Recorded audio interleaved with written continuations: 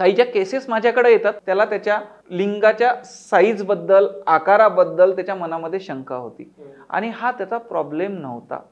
ते नॉर्मल गोष्ट होती, काहीच प्रॉब्लेम नव्हता. जेव्हा मी त्याला प्रॉपरली काउन्सिलिंग केलं की size doesn't matter or it does matter, माझ्या हिशोबानं ही शंका असणाऱ्या 99% लोकांना हा चुकीचा गैरसमज असतो. लैंगिक समस्या या फक्त शारीरिक स्वरूपाच्या असतात की त्या मानसिकही असतात? पण बेडवर झालेला इन्सिडन्स आम्ही विसरत नाही. बरेचदा प्रॉपर सेक्शुअल काउन्सिलिंग झालेलं नसते किंवा सेक्स एज्युकेशन नसते. त्याच्यामुळे काय होते ना, तो इन्सिडन्स विसरण्यासाठी जो आम्हाला पार्टनरचा सपोर्ट पाहिजे तो आम्हाला मिळत नाही. लैंगिक समस्या ही वयानुसार आपोआप बरी होते की त्याला काही वेळ द्यावा लागतो? हा चुकीचा खूप मोठा गैरसमज आहे. अशा कोणत्या शारीरिक समस्या आहेत ज्यांचा परिणाम लैंगिक आजारांवरती देखील होतो? बघा कसं आहे ना, शुगरचा प्रॉब्लेम, ज्यांना बीपीचा त्रास आहे, कोलेस्ट्रॉल वाढलेला आहे, लिंगाला रक्तपुरवठा होत नाही, त्याचे सेक्शुअल डिझायर्स हे पॉर्नोग्राफीतून आलेले असतात. त्यामुळे ते बरेचदा हार्श असतात, हार्ड असतात. त्यामुळे एका पार्टनरला प्रॉब्लेमही होऊ शकतो. तर अशा काही केसेस तुमच्याकडे आल्या आहेत का? लोकांची काय झालेली आहे ना, एक्सपेक्टेशन त्याच्यातून खूप वाढलेली आहे. शेवटी नातं आहे. नमस्कार.